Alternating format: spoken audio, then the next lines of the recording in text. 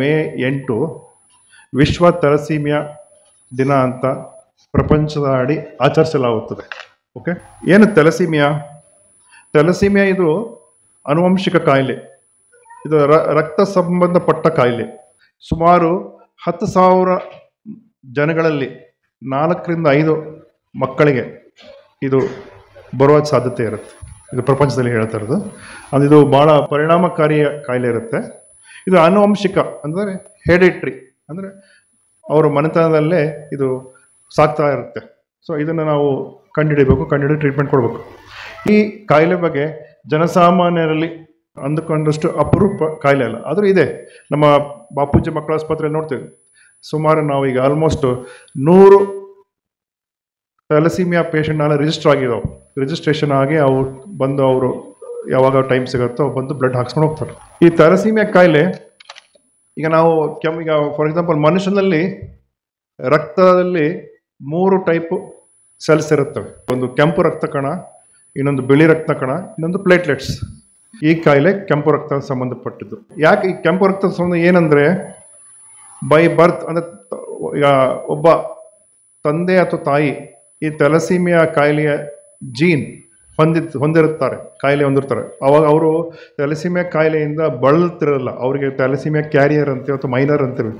So ಆ ಥರ ತಂದೆ ಅಥವಾ ತಾಯಿ ಪುನಃ ಅವರ ತಂದೆ ತಾಯಿ ಪುನಃ ಅವರ ಜೀನ್ ಹೊಂದಿರೋಂಥ ವ್ಯಕ್ತಿ ಜೊತೆ ಮದುವೆ ಆದರೆ ಅವ್ರಿಗೂ ಹುಟ್ಟೋ ಮಕ್ಕಳನ್ನು ನಾವು ಥೆಲಸೀಮಿಯಾ ಕಾಯಿಲೆಯನ್ನು ಲಕ್ಷಣಗಳನ್ನು ನೋಡ್ತೀವಿ. ಓಕೆ, ಇದು ಕೆಂಪು ರಕ್ತ ಕಣದಲ್ಲಿ ಏನು ತೊಂದರೆ ಅಂದರೆ ಹಿಮೋಗ್ಲೋಬಿನ್.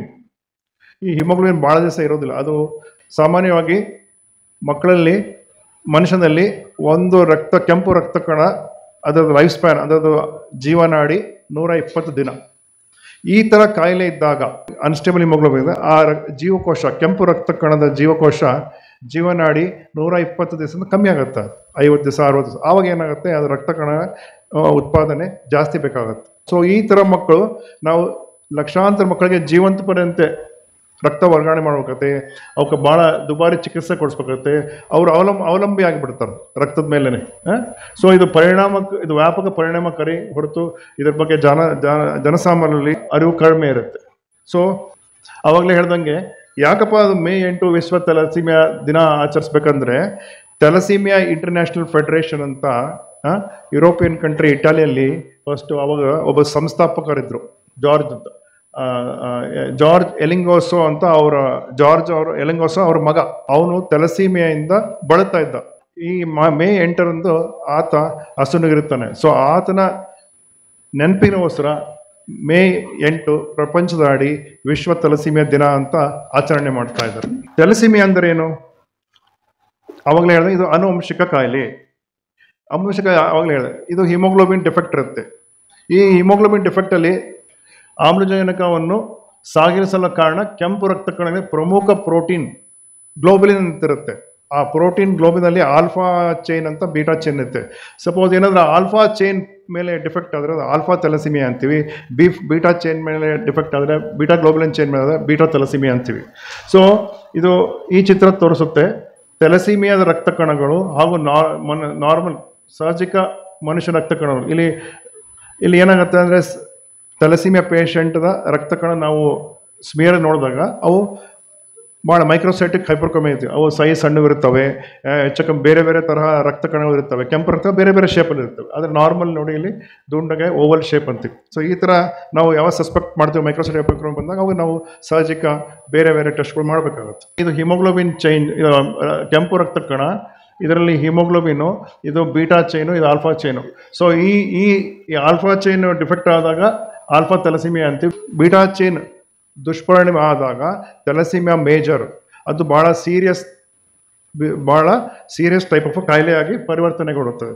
ವೇದರ ಆಲ್ಫಾ ಥೆಲಸೀಮಿಯಾ ಆದರೆ ಅದು ಥೆಲಸೀಮಿಯಾ ಮೈನರ್ ಅಥವಾ ಇಂಟರ್ಮೀಡಿಯಾ ಅಂತೀವಿ ನಾವು. ಅವಾಗ ಅದು ರೋಗ ಅಷ್ಟು ಸೀರಿಯಸ್ ಆಗಿ ಕಂಡು ಬರೋದಿಲ್ಲ. ಅವಾಗ ಕ್ಯಾರಿಯರ್, ಅವ್ರ ರೋಗ ಇರುತ್ತೆ, ಬಟ್ ಅವ್ರಿಗೆ ಭಾಳ ಬೀಟಾ ಥೆಲಸೀಮಿಯಾ ಟೈಪು ಅವ್ರಿಗೆ ಪ್ರತಿ ಸಲ ರಕ್ತ ಹಾಕುವ ಪರಿಸ್ಥಿತಿ ಏನು ಬರೋದಿಲ್ಲ. ಸೊ ಈಗ ಥೆಲಸೀಮಿಯಾ ಬರುವ ಅಪಾಯ ಯಾರಿಗೆ, ಹೇಗೆ ಬರುತ್ತದೆ? ಸೊ ಇದು ಇನ್ನೊಂದು ಚಿತ್ರ. One of the parent is having one with another carrier. ಇಲ್ಲಿ ಇದು ಕೆಂಪು ಇರೋದು ಥ್ಯಾಲಸೀಮಿಯಾ ಕಾಯಿಲೆ ಹೊಂದ ಹೆಣ್ಣು ಮಗುಗಳು, ಈ ಥ್ಯಾಲಸೀಮಿಯಾ ಕ್ಯಾರಿಯರ್. ಅವಾಗ ಏನಾಗತ್ತಂದರೆ ಇದರಲ್ಲಿ ಇಬ್ಬರು ಮಕ್ಕಳು ಥ್ಯಾಲಸೀಮಿಯಾ ಹೊಂದುತ್ತಾರೆ, ಅವಾಗ ಇಬ್ಬರು ಮಕ್ಕಳು ಕ್ಯಾರಿಯರ್ ಸ್ಟೇಟ್ ಹೊಂದುತ್ತಾರೆ. ಆಮೇಲೆ when both the parents are patient, ಒಂದು ಥ್ಯಾಲಸೀಮಿಯಾ ಗಂಡು ಮಗು ಅವರು ಇನ್ನೊಬ್ಬರು ಥ್ಯಾಲಸೀಮಿಯಾ ಹೆಣ್ಣು ಅವರು ಮದುವೆ ಆದಾಗ ಇಬ್ಬರು ಥ್ಯಾಲಸೀಮಿಯಾ ಪೇಷಂಟ್ ಆದಾಗ ಅವಾಗ ಅವರು ಎಲ್ಲರೂ ಥ್ಯಾಲಸೀಮಿಯಾ ಪೇಷಂಟ್ ಆಗ್ತಾರೆ. So if one patient is carrier, ಅವಾಗ ಇವರು ಒಬ್ಬರು ಕ್ಯಾರಿಯರ್ ಇದ್ದಾಗ ಇದರಲ್ಲಿ 50% ಕ್ಯಾರಿಯರ್ ಆಗ್ತಾರೆ, ಇನ್ನು 50% ನಾರ್ಮಲ್ ಮಕ್ಕಳಾಗಿ ಹುಟ್ಟುತ್ತಾರೆ. ಅವಾಗ ಇಬ್ಬರು ಕ್ಯಾರಿಯರ್ ಆದಾಗ ಅವಾಗಲೇ ಹೇಳ್ದಂಗೆ ಒಬ್ಬರು ಪೇಷಂಟ್ ಆಗ್ತಾರೆ, ಇಬ್ಬರು ಕ್ಯಾರಿಯರ್ ಆಗ್ತಾರೆ, ಒಬ್ಬರು ನಾರ್ಮಲ್ ಆಗ್ತಾರೆ. ಸೊ ಇದು ಹೇಗೆ ಥ್ಯಾಲಸೀಮಿಯಾ ವಂಶಪಾರಿ ಕಾಯಿಲೆಯಾಗಿ ಪರಿಣಾಮ ಆಗುತ್ತಂತೆ ಇದು ಒಂದು ಚಿತ್ರ ನಿಮಗೆ ತಿಳಿಸಿಕೊಡುತ್ತದೆ. ಥ್ಯಾಲಸೀಮಿಯಾ ಲಕ್ಷಣಗಳು ಹೇಗೆ? ಸೊ ಒಮ್ಮೆ ಥ್ಯಾಲಸೀಮಿಯಾ ಹೇಗೆ ವಂಶಪಾರಿ ಕಾಯಿಲೆ ಇದಾಗುತ್ತೋ ಥ್ಯಾಲಸೀಮಿಯಾ ಹೇಗೆ ಕಂಡುಹಿಡಿಯೋದು ಮಕ್ಕಳಲ್ಲಿ?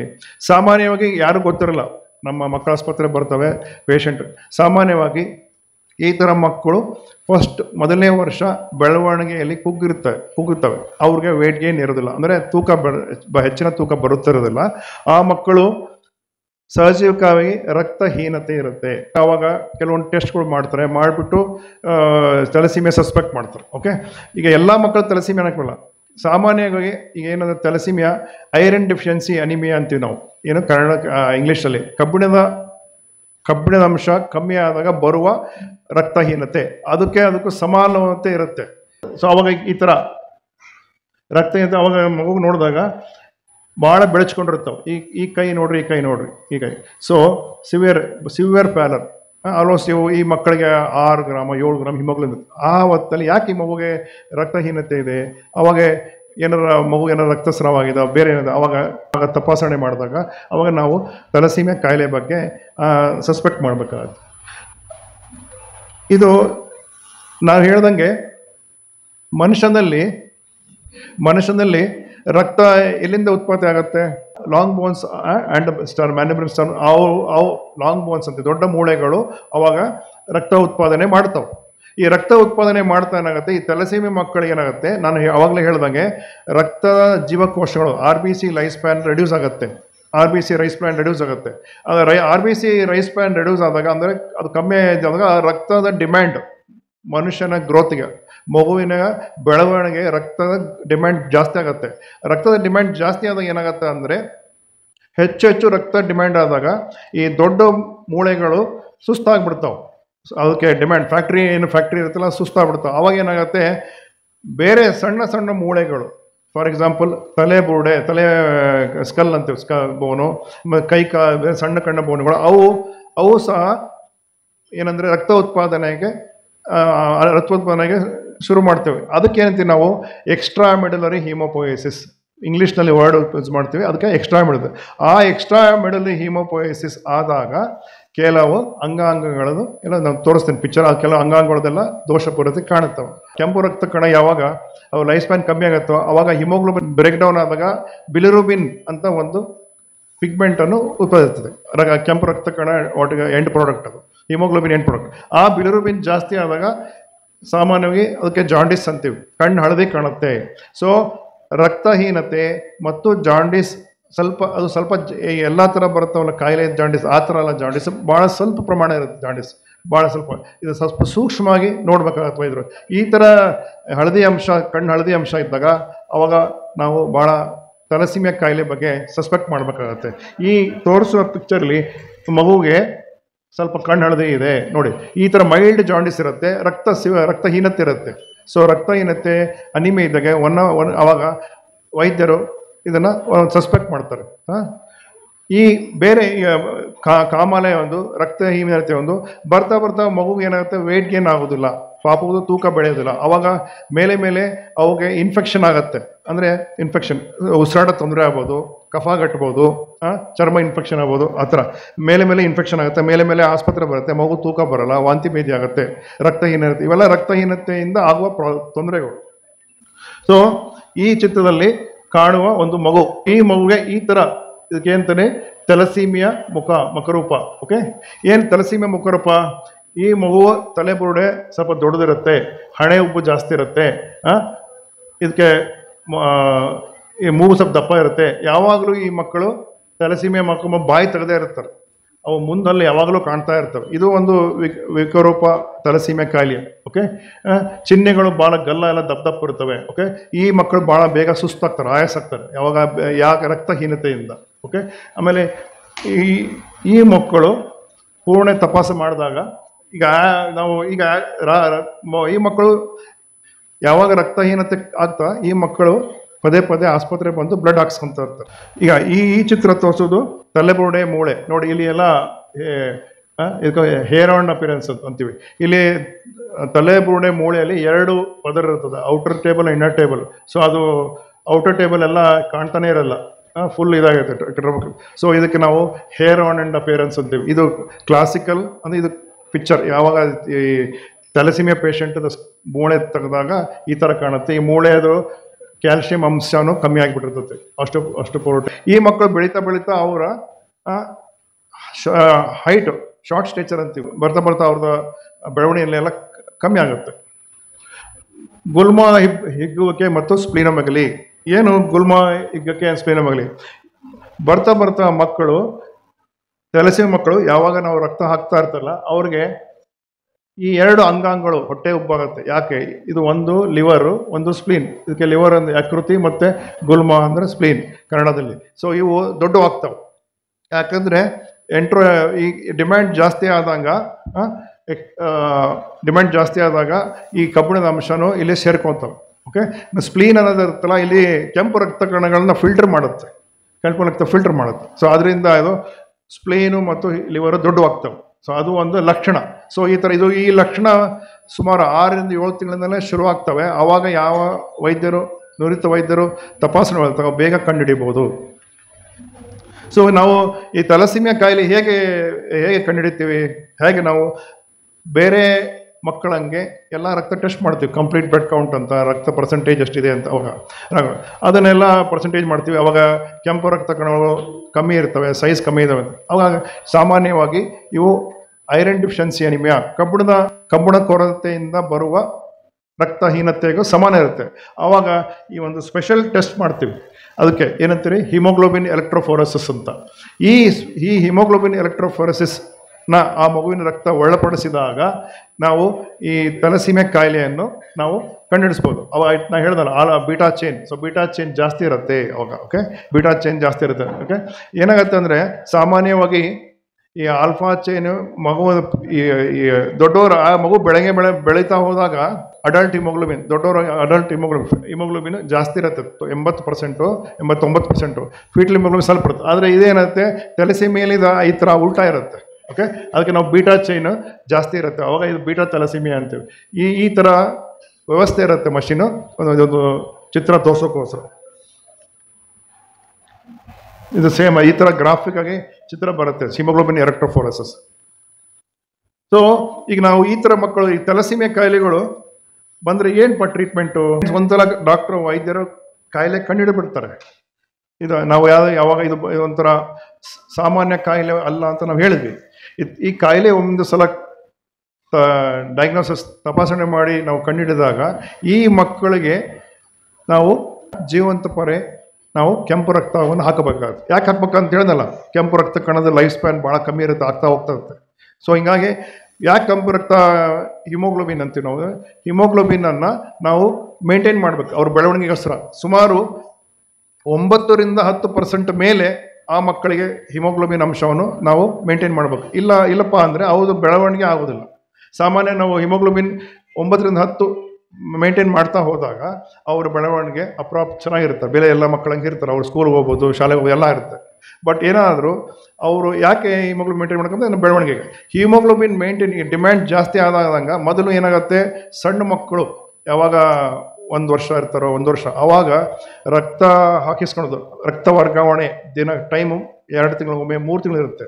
ಮಕ್ಕಳು ಯಾವಾಗ ಬೆಳೀತಾ ಹೋದಾಗ ರಕ್ತದ ಅಂಶ ಹಿಮೋಗ್ಲೋಬಿನ್ ಪರ್ಸೆಂಟೇಜ್ ಡಿಮ್ಯಾಂಡ್ ಜಾಸ್ತಿ ಆದಾಗ ಕಣಗಳು ಜಾಸ್ತಿ ಕಮ್ಮಿ ಆಗ್ತಾವಾಗ ಅವಾಗ ರಕ್ತದ ದಿನ ಮೊದಲು 3 ತಿಂಗಳು ಬರೋರು, ಆಮೇಲೆ 2 ತಿಂಗಳು ಬರ್ತಾರೆ, 1 ತಿಂಗಳು ಬರ್ತಾರೆ, ಕಮ್ಮಿ ಬರ್ತಾ ಏನಾಗುತ್ತೆ 3 ವಾರಕ್ಕೊಮ್ಮೆ 4 ವಾರಕ್ಕೊಮ್ಮೆ ಬರೋಕ್ಕೆ ಶುರು ಮಾಡ್ತಾರೆ ದೊಡ್ಡವರು ಆದಂಗೆ. ಯಾಕಂದರೆ ರಕ್ತದ ಡಿಮ್ಯಾಂಡ್ ಜಾಸ್ತಿ ಇರುತ್ತೆ, ಕೆಂಪು ರಕ್ತ ಕಣ ಜಾಸ್ತಿ ಇದಾಗ್ತದೆ. ಸೊ ಚಿಕಿತ್ಸೆ ಗುರಿ ಏನು? ನಮ್ಮ ಚಿಕಿತ್ಸೆ ಗುರಿ ಒಂದನೇದು ರಕ್ತ ವರ್ಗಾವಣೆ, ಮೊದಲನೇದು ರಕ್ತ ವರ್ಗಾವಣೆ.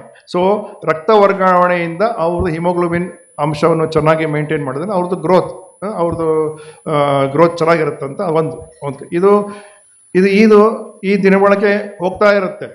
ತಂದೆ ತಾಯಿಗಳು ಕೇಳ್ಬೋದು, ಸರ್ ಇನ್ನೂ ಎಷ್ಟು ವರ್ಷ ನಾವು ಮಕ್ಕಳಿಗೆ ಈ ಮಗುಗೆ ನಮ್ಮ ಮಗುಗೆ ನಾವು ಬ್ಲಡ್ ಹಾಕ್ಸ್ಕೊಂತ ಇರಬೇಕು? ಬಟ್ ಪರಿಪೂರ್ಣವಾಗಿ ರಕ್ತವಂಶ ತಲಸೀಮಿಯವ್ರಿಗೆ ನಿಯಮಿತ ವರ್ಗಾವಣೆ. ನಾವು ರಕ್ತ ವರ್ಗಾವಣೆ ಮಾಡ್ಕೊಂಡು ಭಾಳ ಹುಷಾರಿರ್ಬೇಕು, ಯಾಕಂದರೆ ಅಪ್ರೋಪ್ರಿಯೇಟ್ ಬ್ಲಡ್ ಗ್ರೂಪ್ ಸಿಗಬೇಕಾಗತ್ತೆ. ತೀವ್ರ ತಲಸೀಮಿಯವ್ರಿಗೆ 3 ವಾರಕ್ಕೊಮ್ಮೆ ರಕ್ತ ವರ್ಗಾವಣೆ ಅಗತ್ಯವಿರುತ್ತೆ. ಇದರಿಂದ ಕಬ್ಬಿಣದ ಅಂಶ ಓವರ್ಲೋಡ್. ಸೊ ನಾವು ರಕ್ತ ವರ್ಗಾವಣೆ ಮಾಡ್ತಾ ಇರ್ತೀವಿ ಮಕ್ಕಳಿಗೆ. ಸೊ ಇದು ರಕ್ತ ವರ್ಗಾವಣೆ ಮಾಡ್ತಾ ಇರೋದು ಇದು ನಾವು ಒಳ್ಳೇದಕ್ಕೋಸ್ಕರ ಮಗು ಬೆಳವಣಿಗೆ ಆಗಲಿ ಅಂತ ರಕ್ತ ಹಾಕ್ಸ್ತಾ ಇರ್ತೀವಿ. ರಕ್ತ ಹಾಕ್ಸ್ತಾ ಇರ್ಬೇಕಾದ್ರೆ ಏನಾಗುತ್ತೆ, ಈ ನಾನು ಏನು ಹೇಳಿದ್ನಲ್ಲ ಹಿಮೋಗ್ಲೋಬಿನ್ ಡಿಗ್ರೇಡೇಷನ್ ಜಾಸ್ತಿ ಆಗ್ತದೆ. ಆ ಹಿಮೋಗ್ಲೋಬಿನ್ ಡಿಗ್ರೇಡೇಷನ್ ಆದಾಗ ಹಿಮೋಗ್ಲೋಬಿನಲ್ಲಿ ಐರನ್ ಇರುತ್ತೆ, ಅದು ಫೆರಿಟಿನ್ ರೂಪದಲ್ಲಿ ಇರುತ್ತೆ. ಸೊ ಅದು ಡಿಗ್ರೇಡೇಷನ್ ಆದಾಗ ಐರನ್ ಡಿಗ್ರೇಡೇಷನ್ ಆದಾಗ ಫೆರಿಟಿನ್ ಅಂಶ ಅಂತ ಹೇಳ್ತೀವಿ ನಾವು, ಆಕ್ಟಿವ್ ಫೆರಿಟಿನ್. ಆ ಫೆರಿಟಿನ್ ಲೆವೆಲ್ಲು ಜಾಸ್ತಿ ಆಗ್ತಾ ಹೋಗುತ್ತೆ. ಆ ಫೆರಿಟಿನ್ ಅದಕ್ಕೆ ನಾವು ಇದೇನು ಐರನ್ ಓವರ್ಲೋಡ್ ಅಂತೀವಿ. ರಕ್ತ ವರ್ಗಾವಣೆ ಮಾಡಿ ಹೋದಾಗ ಆ ಐರನ್ ಓವರ್ಲೋಡ್ ಆಗಿ ಇದು ಕೆಂಪು ರಕ್ತ ಕಣಗಳು ಡಿಗ್ರೇಡೇಷನ್ ಆಗಿ ಜಾಸ್ತಿ ಐರನ್, ಅದಕ್ಕೆ ನಾವು ಐರನ್ ಓವರ್ಲೋಡ್ ಅಂತೀವಿ. ಈ ಐರನ್ ಓವರ್ಲೋಡ್ನ ನಾವು ಕಂಡುಹಿಡಿಬೇಕಾಗುತ್ತೆ. ಮಗು ತಲೆಸೀಮೆ ಮಗು ರಕ್ತ ಹಾಕಿಸೋದು ಒಂದು ಪಾರ್ಟ್ ಆಯಿತು, ಒಂದು ಭಾಗ ಆಯಿತು. ಎರಡನೇ ಭಾಗ ರಕ್ತ ಹಾಕಿಸೋದ್ರಿಂದ ಅದ್ರ ದುಷ್ಪರಿಣಾಮಗಳು ಒಂದು ಮೇನ್ ನಾವು ದುಷ್ಪರಿಣಾಮಗಳಂದರೆ ಅದರ ನಾವು ಫೆರಿಟಿನ್ ಲೆವೆಲ್, ಐರನ್ ಅಂಶ, ಕಬ್ಬಿಣದ ಅಂಶ ಜಾಸ್ತಿ ಆಗುತ್ತೆ. ಸೊ ಕಬ್ಬಿಣದ ಅಂಶ ಜಾಸ್ತಿ ಆದಾಗ ಈ ಕಬ್ಬಿಣದ ಅಂಶ ಬೇರೆ ಬೇರೆ ಅಂಗಾಂಗಗಳನ್ನು ಸೇರ್ಕೊಳುತ್ತದೆ. ಲಿವರಲ್ಲಿ ಸೇರ್ಕೊಳುತ್ತೆ, ಲಂಗ್ಸಲ್ಲಿ ಸೇರ್ಕೊಳುತ್ತೆ, ಸ್ಪ್ಲೀನು, ಕಿಡ್ನಿ. ಸೊ ಅದಕ್ಕೆ ನಾವು ಏನಂತೀವಿ, ಕಬ್ಬಿಣದ ಅಂಶ ಅದರದ್ದು ವಿಷ ಪರಿಣಾಮ ನಾವು ಇಂಗ್ಲೀಷ್ನಲ್ಲಿ ಹೀಮೋಸಿಡ್ರೋಸಿಸ್ ಅಂತೀವಿ. ಹೀಮೋಸಿಡ್ರೋಸಿಸ್ ಅದು ಐರನ್ ಟಾಕ್ಸಿಟಿ. ಸೊ ಈ ಕಬ್ಬಿಣಾಂಶ ಜಾಸ್ತಿ ಆಗಬಾರ್ದಂತ ಮಕ್ಕಳಿಗೆ ನಾವು ದೇಹದಲ್ಲಿ ಕಬ್ಬಿಣಾಂಶ ಜಾಸ್ತಿ ಆಗಬಾರ್ದಂತ ಕೆಲವೊಂದು ಗುಳಿಗೆಗಳು ಟ್ಯಾಬ್ಲೆಟ್ಸನ್ನು ನಾವು ಕೊಡಬೇಕಾಗುತ್ತೆ. ಇದಕ್ಕೆ ನಾವು ಈ ಟ್ಯಾಬ್ಲೆಟ್ಸು ಒಂದು ಡೆಫ್ರಿಜೆಟ್ ಅಂತೀವಿ. ಈ ಟ್ಯಾಬ್ಲೆಟು ಐರನ್ ಚಿಲೇಟಿಂಗ್ ಏಜೆಂಟ್ ಅಂತೀವಿ. ಈ ಟ್ಯಾಬ್ಲೆಟ್ ಸೇವನೆಯಿಂದ ಮಕ್ಕಳಲ್ಲಿ ಕಬ್ಬಿಣದ ಅಂಶನ ಹೊರ ತೆಗಿತವೆ. ಓಕೆ, ಈ ಯಾವಾಗ ಕೊಡಬೇಕು, ಯಾವಾಗ ಶುರು ಮಾಡ್ಬೇಕು ಸರ್ ಅಂತಂದರೆ, ಯಾವಾಗ ನಾವು ಫೆರಿಟಿನ್ ಲೆವೆಲ್ ಟೆಸ್ಟ್ ಮಾಡ್ತೀವಿ. ಫೆರಿಟಿನ್ ಲೆವೆಲ್ ಯಾವಾಗ 1000 ಮಿಲಿಗ್ರಾಮ್ ಡೆಸಿಲೀಟರ್ ಪರ್ಸೆಂಟೇಜ್ ಬಂದಾಗ, ಯಾವಾಗ ಸಾಮಾನ್ಯವಾಗಿ 300-400 ಮನುಷ್ಯನಿಗೆ ನಾರ್ಮಲ್ ಎಲ್ಲರೂ ಇದ್ದಾಗ ಅರೌಂಡ್ 80-100 ಒಳಗೆ ಇರುತ್ತೆ ಫೆರಿಟಿನ್ ಲೆವೆಲ್. ಯಾವಾಗ ಅದು ಜಾಸ್ತಿ ಆಗುತ್ತಲ್ಲ 1000 ಮೇಲೆ ಹೋದಾಗ, ಸೀರಮ್ ಫೆರಿಟಿನ್ ಲೆವೆಲ್ ಹೋದಾಗ ಅವರಿಗೆ ಐರನ್ ಚಿಲೇಷನ್ ಥೆರಪಿ ಶುರು ಮಾಡಬೇಕಾಗತ್ತೆ. ಐರನ್ ಚಿಲೇಷನ್ ಥೆರಪಿ ಶುರು ಮಾಡೋಕ್ಕೆ ಇದು ಸಹ ರಕ್ತ ವರ್ಗಾವಣೆ ಜೊತೆಗೆ ಐರನ್ ಚಿಲೇಷನ್ ಥೆರಪಿನೂ ಕೊಡಬೇಕಾಗತ್ತೆ. ಮತ್ತು ಈ ರಕ್ತ ಉತ್ಪಾದನೆಗೆ ಕೆಲವೊಂದು ವಿಟಮಿನ್ ಟ್ಯಾಬ್ಲೆಟ್, ಒಂದು ಫೋಲಿಕ್ ಆಮ್ಲ ಅಂತೀವಿ, ಫೋಲಿಕ್ ಆ್ಯಸಿಡ್ ಅಂತೀವಿ. ಇದು ನಾವು ಸಹ ಸಪ್ಲಿಮೆಂಟ್ ಮಾಡ್ತೀವಿ. ಯಾಕಪ್ಪ ಅಂದರೆ ಈ ಫೋಲಿಕ್ ಆ್ಯಸಿಡ್ ಕೊಡೋದ್ರಿಂದ ಹೊಸ ಕೆಂಪು ರಕ್ತ ಉತ್ಪಾದನೆಗೆ ಅನುಕೂಲ ಆಗುತ್ತೆ. ಈ ಫೋಲಿಕ್ ಆ್ಯಸಿಡು ಕೆಂಪು ರಕ್ತ ಉತ್ಪಾದನೆಯಲ್ಲಿ DNA ಸಿಂಥಸಿಸಲ್ಲಿ ಸಹಾಯ ಮಾಡುತ್ತವೆ. ಸೊ ಆ ಮಕ್ಕಳು ಫೋಲಿಕ್ ಆ್ಯಸಿಡು, ಈ ಐರನ್ ಚಿಲೇಟಿಂಗ್ ಏಜೆಂಟ್ ಡೆಫ್ರಿಜೆಟು ಜೊತೆಗೆ ಇದು ಫೋಲಿಕ್ ಆ್ಯಸಿಡ್ ಕೊಡ್ತೀವಿ. ಸೊ ಕೊನೆಗೆ ತಂದೆ ತಾಯಿಗಳು ಕೇಳ್ಬೋದು, ಸರ್ ನಮ್ಮ ಮಗುಗೆ ಇಷ್ಟೇನಾ, ಏನಾದರೂ ಪರ್ಮನೆಂಟ್ ಟ್ರೀಟ್ಮೆಂಟ್ ಇದೆಯಾ? ನಮ್ಮ ಮಗು ಇದೇ ಥರ ರಕ್ತ ಹಾಕ್ಸ್ಕೊಂತ ಇರಬೇಕಾ ಜೀವನ ಪರಿ? ಡೆಫಿನೆಟ್ ಟ್ರೀಟ್ಮೆಂಟ್ ಅಂದರೆ ಕಾಯಂ ಟ್ರೀಟ್ಮೆಂಟ್ ಅಂದರೆ ನಾವು ಇದು ಬೋನ್ ಮ್ಯಾರೋ ಟ್ರಾನ್ಸ್ಪ್ಲಾಂಟೇಷನ್ ಏನಂತೀವಿ, ಬೋನ್ ಮ್ಯಾರೋ ಟ್ರಾನ್ಸ್ಪ್ಲಾಂಟೇಷನ್.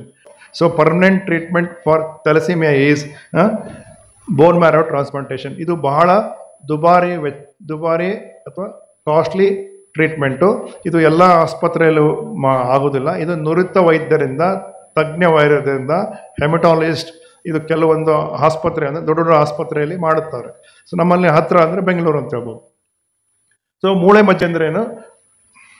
ಸೊ ಮೂಳೆಗಳ ಒಳಗೊಂಡಿರುವ ಮೃದುವಾದ ಸಂಜೀವನಂತ ಅಂಶವಾಗುತ್ತೆ. ಒಮ್ಮೆ ನಾವು ಮೂಳೆ ಕಟ್ ಮಾಡಿದಾಗ ಒಳಗಡೆ ರೆಡ್ ಕಲರ್ ಇರುತ್ತೆ, ರೆಡ್ಡು ಮತ್ತು ಎಲ್ಲೋ, ಕೆಂಪು ಮ್ಯಾರೋ, ಎಲ್ಲೋ ಮ್ಯಾರೋ, ಬೋನ್ ಮ್ಯಾರೋ. ಸೊ ಕೆಂಪು ಮ್ಯಾರೋ ಅನ್ನೋದನ್ನು ಅವರು ರಕ್ತ ವರ್ಗಾವಣೆ ತೊಗೋತಾರೆ. ಓಕೆ, ಹೆಚ್ಚಿನ ರಕ್ತ ಬೆಳೆಯುವ ಸಂಗ್ರಹಿಸುತ್ತೆ. ಮೂಳೆ ಮಜ್ಜೆಯು ಕಸಿ ಸೂಕ್ತ ವಯಸ್ಸು 2. ಯಾವಾಗಪ್ಪ ಮೂಳೆ ಮಜ್ಜೆ?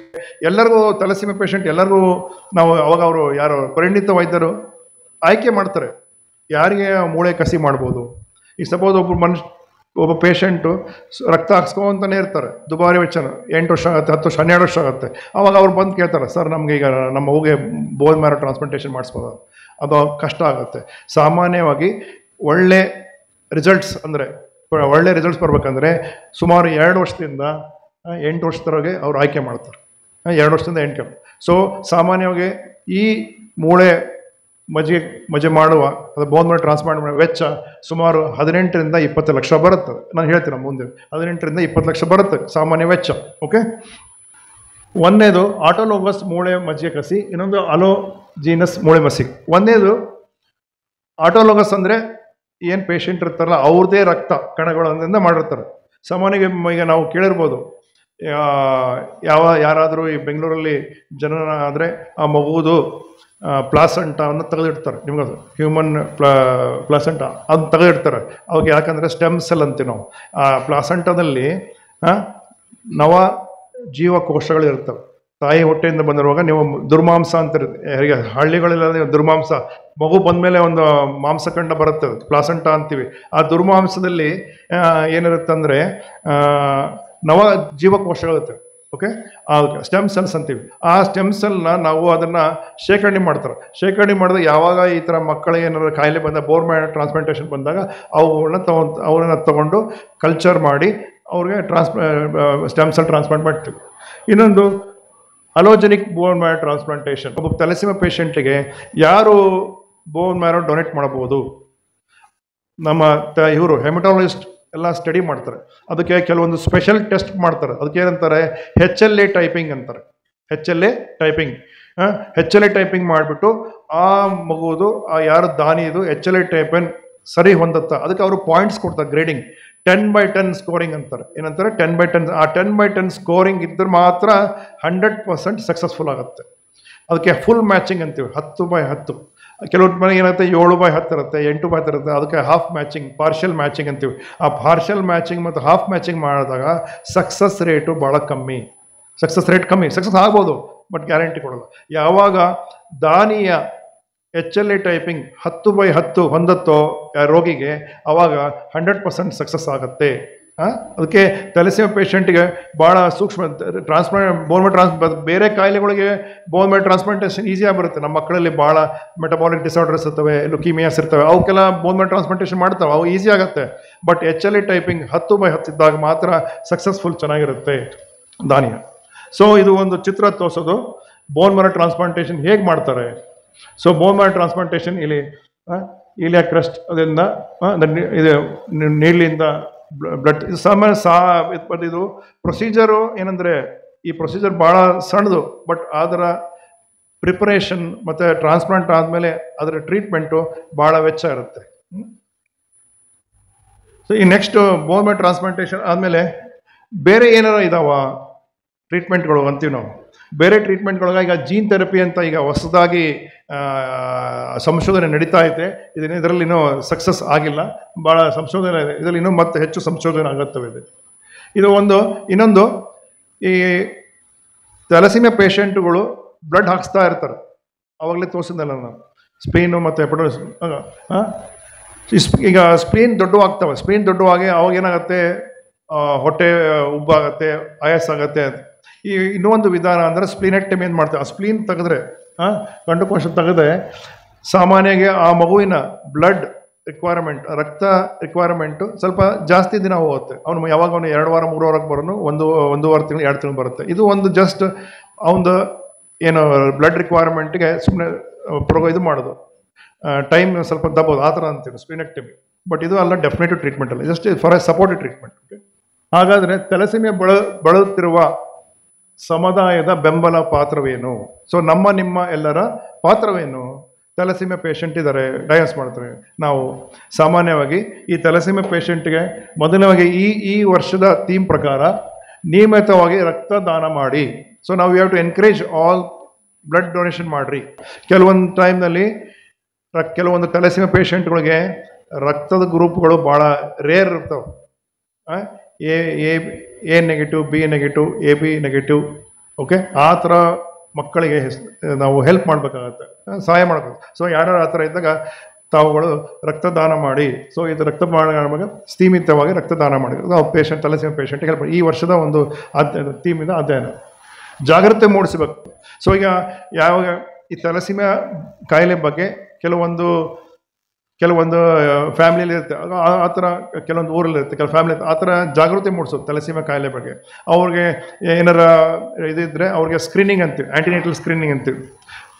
ಅವ್ರಿಗೆ ಎಲ್ಲ ಅಥವಾ ಅವ್ರ ವಂಶಂಪಲ್ಲಿ ತಲೆಸೀಮೆ ಇದ್ದರೆ ಅವರ ಮನೆಯಲ್ಲಿ ಎಲ್ಲರಿಗೂ ತಲೆಸೀಮೆಯ ಸ್ಕ್ರೀನಿಂಗ್ ಟೆಸ್ಟ್ ಮಾಡಿಸೋದು. ಸೊ ಜಾಗೃತಿ ಮೂಡಿಸೋದು, ಅದು ಆ ಥರದಿಂದ ನಾವು ಪ್ರೋತ್ಸಾಹಿಸಿ ತಲೆಸೀಮೆ ಕಾಯಿಲೆಯನ್ನು ಕಮ್ಮಿ ಮಾಡೋದು. ಆ ಥರ ಮತ್ತು ಏನು ಅನುವಂಶಿಕ ಮದುವೆಯನ್ನು ಎನ್ಕರೇಜ್ ಮಾಡಬಾರ್ದು ಅಂತ ಹೇಳುತ್ತೆ. ಸೊ ಕನ್ಸೈನ್ಮೆಂಟ್ ಮ್ಯಾರೇಜ್ ಅಂದರೆ ಬ್ಲಡ್ ರಿಲೇಟೆಡ್ ಮ್ಯಾರೇಜ್ಗಳಿಗೆ ಎನ್ಕರೇಜ್ ಮಾಡಬಾರ್ದು ತಲೆಸೀಮೆ ಪೇಷಂಟ್ ಇದ್ದಲ್ಲಿ. ಇದನ್ನು ನಾವು ಸಮುದಾಯದಲ್ಲಿ ನಾವು ಅರಿವು ಮೂಡಿಸಬಹುದು. ಈಗ ನಾವು ತಲೆಸೀಮೆಯ ಟ್ರೀಟ್ಮೆಂಟ್ ಕೊಡ್ತಾ ಇದ್ದೀವಿ. ಈಗ ನಮ್ಮ ಬಾಪೂಜಿ ಮಕ್ಕಳ ಆಸ್ಪತ್ರೆಯ ಏನು ಇಲ್ಲಿ ನಮ್ದು ನಾವೇನು ಮಾಡ್ತಾ ಇದ್ದೀವಿ, ಸುಮಾರು ನಾವು ಇಲ್ಲಿ ನಾನು ನೆನೆಸ್ಬೇಕಂದ್ರೆ ಡಾಕ್ಟರ್ ನಿರ್ಮಲಾ ಕೇಸರಿ ಮೇಡಮ್ ಅವರು, ನಾನು ಅವ್ರ ಕೈ ಕೆಳಗೆ ಕೆಲಸ ಮಾಡ್ತಿದ್ದೆ 1999 ಇಸ್ವಿ. ಆ ಮೇಡಮ್ ಹೇಳಿದ್ರು, ಮೇಡಮ್ ಹೋಗಿ ಈ ಎಲ್ಲ ಬ್ಲಡ್ ಬ್ಯಾಂಕಿಗೆ ಎಲ್ಲ ತಲೆಸೀಮೆಗಳಿಗೆ ಫ್ರೀ ಬ್ಲಡ್ ಕೊಡಬೇಕು. ಸೊ ಅವಾಗಿಂದನೇ ನಮ್ಮ ಸಂಸ್ಥೆಯಲ್ಲಿ ಸುಮಾರು 30 ವರ್ಷ ಆಯಿತು, ಎಲ್ಲ ತಲೆಸೀಮೆಯ ಪೇಷಂಟ್ಗಳಿಗೆ ಉಚಿತವಾಗಿ ರಕ್ತವನ್ನು ಕೊಡ್ತಾ ಇದ್ದೀವಿ. ಉಚಿತ ಟ್ರೀಟ್ಮೆಂಟ್, ಆವಾಗಲೇ ನಮ್ಮ ನಿರ್ದೇಶಕರು ಡಾಕ್ಟರ್ ಗುರುಪ್ರಸಾದ್ ಹೇಳಿದಾಗೆ ಉಚಿತ ಟ್ರೀಟ್ಮೆಂಟ್ ಕೊಡ್ತಾ ಇದ್ದೀವಿ. ಅವ್ರಿಗೆ ಬಂದು ಒಂದಿನ ಬ್ಲಡ್ ಹಾಕ್ತಾರೆ. ನಮ್ಮ ಇವನ್ ಮೆಡಿಕಲ್ ಶಾಪಲ್ಲಿ ಅವ್ರಿಗೆ ಏನು ಡ್ರಿಪ್ಸ್, ಇದು ಬ್ಲಡ್ ಸೆಟ್ಟು, ಕ್ಯಾನುಲ ಎಲ್ಲವೂ ಅವರು ಉಚಿತವಾಗಿ ಕೊಡ್ತಾರೆ. ಯಾವ ಏನು ಚಾರ್ಜ್ ಮಾಡ್ತಾ ಇಲ್ಲ. ಸೊ ಅವರು ತಿಂಗಳಿಗೊಮ್ಮೆ ಯಾವ 3 ವಾರಕ್ಕೊಮ್ಮೆ ತಿಂಗಳು ಬರ್ತಾರೆ. ಆ ಮಕ್ಕಳಿಗೆ ತಲೆಸೀಮೆ ಪೇಷಂಟ್ಗಳಿಗೆ ನಾವು ಉಚಿತವಾಗಿ 30 ವರ್ಷದಿಂದ ರಕ್ತ ವರ್ಗಾವಣೆ ಮಾಡಿಸ್ತಾ ಇದ್ದೀವಿ. ಸೊ ನಮ್ಮ ಆಸ್ಪತ್ರೆ ನಾರಾಯಣ ಆಸ್ಪತ್ರೆಯಿಂದ ಟೈಪ್ ಆಗಿರೋದ್ರಿಂದ ಆಲ್ಮೋಸ್ಟ್ ಅವರೊಂದು 8 ವರ್ಷದಿಂದ ಬರ್ತಾ ಇದ್ದಾರೆ. ನುರಿತ ತಜ್ಞ ವೈದ್ಯರು ಪ್ರತಿ ಕಡೆ ಗುರುವಾರ ಬರ್ತಾರೆ. ಡಿಪೆಂಡ್ ಅವ್ರು ಯಾವಾಗ ಅನುಕೂಲ, ತಿಂಗಳು ಒಂದ್ಸಲ ಬರ್ತಾರೆ. ಎಲ್ಲ ತಲೆಸೀಮೆ ಪೇಷಂಟ್ಗಳು ತಪಾಸಣೆ ಮಾಡ್ತಾರೆ. ಅವರು ಟೆಸ್ಟ್ಗಳು ಮಾಡಿ ಈ ಏನು ನಾನು ಹೇಳ್ದಲ್ಲ ಐರನ್ ಚಿಲೇಟಿಂಗ್ ಏಜೆಂಟ್ಸ್ ಯಾವ ಥರ ಏನು ಡೋಸ್ ಕೊಡಬೇಕು, ಏನು ಎಲ್ಲ ಏನು ಟಾಕ್ಸಿನ್ ಅದೇನು ಅದು ದುಷ್ಪರಿಣಾಮ ಎಲ್ಲ ತಿಳುವಳಿಕೆ ಕೊಡ್ತಾರೆ. ಹಾಗೂ ಅವ್ರಿಗೆ ಎಲ್ಲ ಫ್ರೀ HLA ಟೆಸ್ಟಿಂಗ್ ಮಾಡ್ತಾ ಇದ್ದಾರೆ. ಫ್ರೀ HLA ಟೆಸ್ಟಿಂಗ್ ಮಾಡ್ತಾರೆ. ಟೆಸ್ಟ್ ಮಾಡಿ ಯಾರ್ಯಾರು ಕಾಂಪಿಟಬಲ್ ಇದೆ, ಯಾರ್ಯಾರು ಅವ್ರ ಮಕ್ಕಳಲ್ಲಿ ಅವ್ರ ಮನೇಲಿ ಎಲ್ಲ ಮಕ್ಕಳನ್ನು ಕರೆಸಿ ಯಾರ್ಯಾರು ಹೊಂತಾರೆ HLA ಟೆಸ್ಟಿಂಗ್ ಹೊಂತಾರೆ ಅಂಥ ಮಕ್ಕಳನ್ನು ಈ ಮೂಳೆ ಮಜ್ಜಿಗೆ ಬೋನ್ ಮ್ಯಾರೋ ಟ್ರಾನ್ಸ್ಪ್ಲಾಂಟೇಷನ್ಗೆ ಆಯ್ಕೆ ಮಾಡ್ತಾರೆ. ಸುಮಾರು ಈ 8 ವರ್ಷದಲ್ಲಿ ನಮ್ಮಲ್ಲಿ 20 ಮಕ್ಕಳಿಗೆ ಬಾಪೂಜಿ ಮಕ್ಕಳ ಆಸ್ಪತ್ರೆ ವತಿಯಿಂದ ನಾವೇನು ಅವರಿಗೆ ರೆಫರ್ ಮಾಡಿದ್ವೋ ಆ 20 ಮಕ್ಕಳು ಬೋನ್ ಮ್ಯಾರೋ ಟ್ರಾನ್ಸ್ಪ್ಲಾಂಟೇಷನ್ ಮಾಡಿಸ್ಕೊಂಡಿದ್ದಾರೆ, ಮೂಳೆ ಮಜ್ಜಿಗೆ ಮಾಡಿಸ್ಕೊಂಡಿದ್ದಾರೆ. ಈಗ ನೀವು ಕೇಳ್ಬೋದು, ಮೂಳೆ ಮಜ್ಜಿಗೆ ಎಷ್ಟು ಕಾಸ್ಟ್ ಬರುತ್ತೆ ಸರ್? 18ರಿಂದ 20 ಲಕ್ಷ ರೂಪಾಯಿ ಬರುತ್ತೆ. ಬೇರೆ 18ರಿಂದ 20 ಲಕ್ಷ ರೂಪಾಯಿ, 18ರಿಂದ 20 ಲಕ್ಷ ರೂಪಾಯಿ ನಾವು ಬಡವರದು ಹೇಗಪ್ಪ ಜೋಡಿಸೋದು ಅಂತ ಎಲ್ಲರೂ ಭಾಳ ಪ್ರಶ್ನೆ ಕೇಳ್ತಾರೆ. ಹಾಗಾಗಿ ಕೆಲವೊಂದು ಎಲ್ಲ ಸ್ಕೀಮ್ಗಳಿದ್ದಾವೆ. ಈ ಕೆಲವು ನಾವೇನು ನಮ್ಮ ಪೇಷಂಟ್ಗಳು ಹೋಗಿದ್ದಾವಲ್ಲ 20, ನಮ್ಮ ಕೋಲ್ ಇಂಡಿಯಾ ಲಿಮಿಟೆಡ್ ಅಂತಿದೆ. ಆ ಕೋಲ್ ಇಂಡಿಯಾ ಲಿಮಿಟೆಡ್ ಒಂದು ಸಲ ತಲೆಸೀಮೆ ಪೇಷಂಟ್ ಡಯಾಗ್ನೋಸ್ ಆದರೆ ಅವ್ರದ್ದು HLA ಟೈಪಿಂಗ್ ಅವ್ರು ಏನು ಪ್ರೊಸೆಸಿಂಗ್ ಮಾಡಿದಾಗ ಅವ್ರಿಗೆ 10 ಲಕ್ಷ ರೂಪಾಯಿ ಆ ಪೇಷಂಟ್ ಹೆಸರಲ್ಲೇ ಆಸ್ಪತ್ರೆಗೆ ಕೊಡ್ತಾರೆ. ಪ್ರಧಾನಮಂತ್ರಿ ಯೋಜನೆಯಿಂದ 5 ಲಕ್ಷ ರೂಪಾಯಿ ಕೊಡ್ತಾರೆ ಮತ್ತು ಕರ್ನಾಟಕ ಮುಖ್ಯಮಂತ್ರಿ ಯೋಜನೆಯಿಂದ 2 ಲಕ್ಷ ರೂಪಾಯಿ ಕೊಡ್ತಾರೆ. ಹಾಗೂ ಇತರೆ ಏನಂದರೆ NGOಗಳು, ಆರ್ಗನೈಸೇಷನ್, ದಾನಿಗಳು ಇರ್ತಾರೆ, ಅವರಿಂದ ಜೋಡಿಸ್ತಾರೆ. ಆಗ ಸ್ವಲ್ಪ ಅಲ್ಪ ಪ್ರಮಾಣ 1 ಲಕ್ಷ 2 ಲಕ್ಷ ಪೇಷಂಟ್ಗೆ ಹೇಳ್ತಾರೆ ನೀವು ಜೋಡಿಸ್ರಿ ಅಂತ. ಸೊ ಈ ಥರ ಮಾಡಿ ನಮ್ಮ ಬಾಪೂಜಿ ಮಕ್ಕಳ ಆಸ್ಪತ್ರೆಯ ಸುಮಾರು ಒಂದು 20 ಮಕ್ಕಳಿಗೆ ಮೂಳೆ ಕಸಿ ಅಂದರೆ ಬೋನ್ ಮ್ಯಾರೋ ಟ್ರಾನ್ಸ್ಪ್ಲಾಂಟೇಷನ್ ಇದುವರೆಗೆ ಮಾಡಿಸಲಾಗಿದೆ. ಇದು ನಮ್ಮ ಹೆಮ್ಮೆ ವಿಷಯ.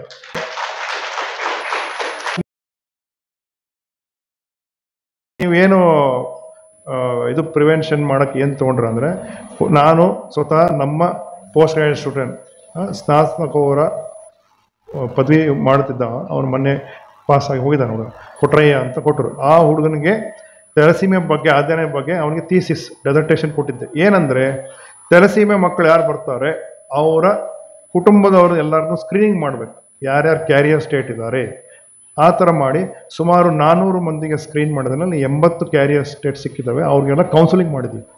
ಈ ಥರ ಅವ್ರಿಗೆಲ್ಲ ಇದು ಭಾಳ ಕಷ್ಟದ ಕೆಲಸ. ಯಾರು ಬಂತ ನಿಮ್ಮ ಮನೆಗೆಲ್ಲ ಟೆಸ್ಟ್ ಮಾಡ್ತೀವಿ ಒಂದು ಯಾರು ಬರಲ್ಲ. ಸೊ ಅದೆಲ್ಲ ಭಾಳ ಪಾಪ ಎಲ್ಲ ಕಷ್ಟಪಟ್ಟು ಮಾಡಿದ್ದಾನೆ. ನಮಗೊಂದು ಇದೊಂದು ಬೇಸಿಕ್. ಇನ್ಮೇಲೆ ನಾನು ಕೆಲವೊಂದು ಪ್ರಾಜೆಕ್ಟ್ಸ್ಗಳು ತರಬೇಕಂತಿದ್ದೀನಿ. ಅದು ನಾವು ಮುಂದಿಂದು ಈ ನಮ್ಮ ಬಾಪೂಜಿ ಮಕ್ಕಳ ಆಸ್ಪತ್ರೆಯಿಂದ ಸ್ಕ್ರೀನಿಂಗ್ಗೋಸ್ಕರ ಪ್ರಾಜೆಕ್ಟ್ ಕೆಲವೊಂದು ಇವು ಇದ್ದಾವೆ. ಆ ಥರ ಮಾಡೋದು. ಸರ್ಕಾರ ಇದನ್ನೇ ಹೆಲ್ಪ್ ಮಾಡೋದಿಲ್ಲ. ಸರ್ಕಾರ ಏನು ಹೆಲ್ಪ್ ಮಾಡೋಲ್ಲ. ಬರೀ ಏನು ನೀವು ಉಚಿತ ಬ್ಲಡ್ ಕೊಡ್ರಿ ಅಂತ ಎಲ್ಲ ಇದಕ್ಕೆ ಆಸ್ಪತ್ರೆಗೆ ಹೇಳ್ತದೆ. ಬಟ್ ಇದರಿಂದ ಏನಿಲ್ಲ. ಬಟ್ ಸರ್ಕಾರ ಇತ್ತೀಚೆಗೆ ಮೊನ್ನೆ ಸುಮಾರು ಒಂದು ನನಗೆ ತಿಳಿದಾಗ 6 ತಿಂಗಳಿಂದ ಏನು ಮೂಳೆ ಮಜ್ಜಿಗೆ ಬೋನ್ ಮ್ಯಾರೋ ಟ್ರಾನ್ಸ್ಪ್ಲಾಂಟೇಷನ್ನ ಇದನ್ನು ಆಯುಷ್ಮಾನ್ ಭಾರತ್ ಯೋಜನೆಯಲ್ಲಿ ಅಡಿಯಲ್ಲಿ ಇನ್ಕ್ಲೂಡ್ ಮಾಡಿದ್ದಾರೆ ಅಂತಾರೆ. ಬಟ್ ಇನ್ನೂ ಅದು ನನಗೆ ಅದ್ರ ಡಾಕ್ಯುಮೆಂಟ್ ಸಿಕ್ಕಿಲ್ಲ, ಆಗಿದೆ ಅಂತ. ಅಂದರೆ ಅದು ಫ್ರೀ ಟ್ರೀಟ್ಮೆಂಟ್, ಅದು ಫುಲ್ ಫ್ರೀ ಟ್ರೀಟ್ಮೆಂಟ್ ಆಗುತ್ತೆ ಆಯುಷ್ಮಾನ್ ಭಾರತ್ ಅಂತ.